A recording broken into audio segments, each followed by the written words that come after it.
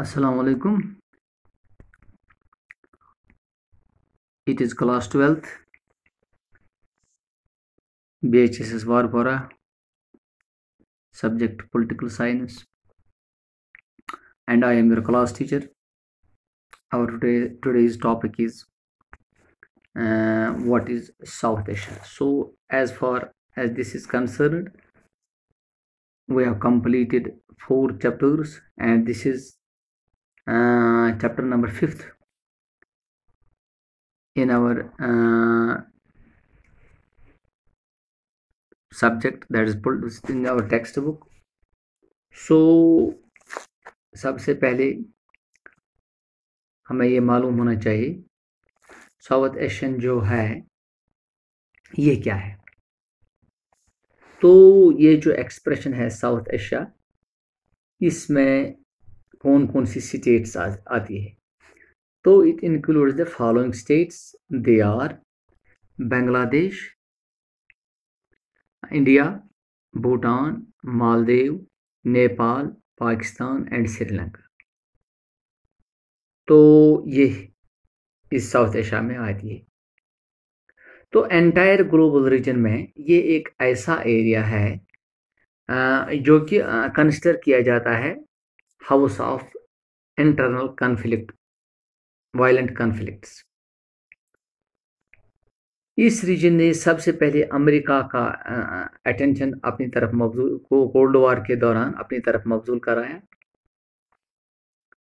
क्योंकि दो जो राइवल्स थे साउथ यूनियन और अमेरिका, और साउथ यूनियन के उस वक्त भी चाइना के साथ अच्छी ताल्लुकात थे। तो इस टाइम उसने अमेरिका ने इंडिया की तरफ देखा, यानी कि it demanded help from India. लेकिन चूंकि हिंदुस्तान ने ज्वाइन किया था नॉन अलाइनेड क्लब, तो इसलिए यूएसए कहाँ की तरफ मूव हो गया, इट मूव टू पाकिस्तान की तरफ खींचा गया। तो इस तरह से it led a series of conflicts in the region. तो ये जो बॉर्डर का जो डिस्प्यूट है, pending border disputes and water sharing dispute जो है, या इंसर्जेंसीज है, इथनिक कॉन्फ्लिक्ट्स या रिसोर्स शेयरिंग, तो इन सारी चीज़ों की बदौलत जो तमाम रीजन था इट बिकेम टर्बुलेंट। लेकिन इसके साथ साथ जो ये साउथ एशिया के स्टेट्स है, इसने फिर भी कोशिश की कि अपने ये जो हम साउथ एशिया की स्टेट्स हैं, हमें ये चाहिए कि हम अपनी तरफ से अपने स्टेटों में कोऑपरेशन ही रखें। तो ग्रेट हिमालयन नॉर्थ की तरफ ग्रेट हिमालयंस और इंडियन ओशन या बे ऑफ बंगाल और अरबियन सी है साउथ की तरफ, और वेस्ट, ये सब चीज़ें इस इन साउथ एशिया के चारों तरफ है। और इस तरह से एक तरह से ये सोशल, लिंग्विस्टिक और कल्चरल ये सब कंटेनेंट इसके मतलब एक तरह से इसको तस्वर किया जा रहा है। और ईस्ट वेस्ट जो बाउंड्रीज है इस रीजन की, वो पूरी तरह से इनकी डिमार्केशन नहीं हुई है।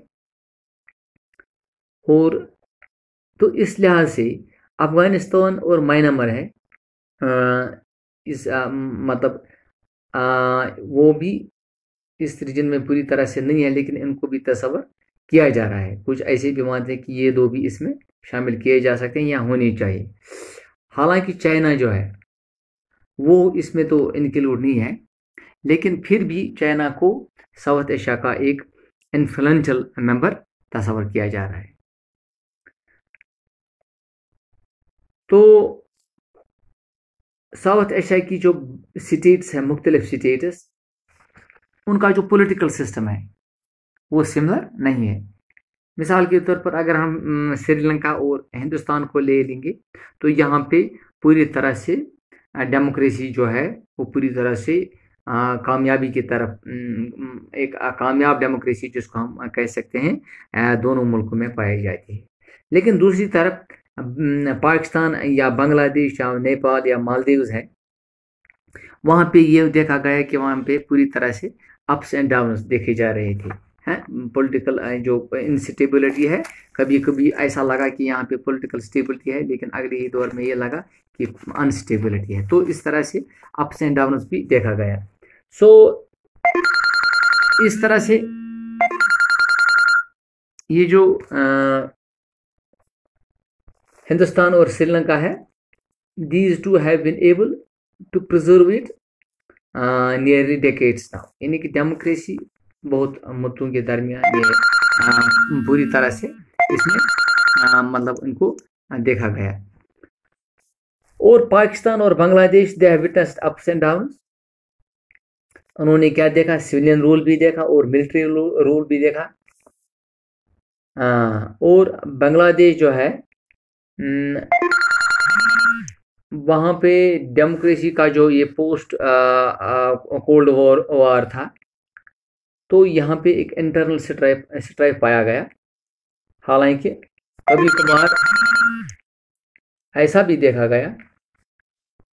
तो ये जो पाकिस्तान है, सक्सेसिव डेमोक्रेटिक रिजीम जो वहाँ पे था, कभी कभी बेनज़ीर भुट्टो के दौर में या नवाज शरीफ के दौर में देखा पूरी तरह से डेमोक्रेसी देखी गई, लेकिन अगले ही दौर में मिसाल के तौर पर नवाज शरीफ के दौर में या ज़ियाउल हक के दौर में मिलिट्री रूल देखा गया।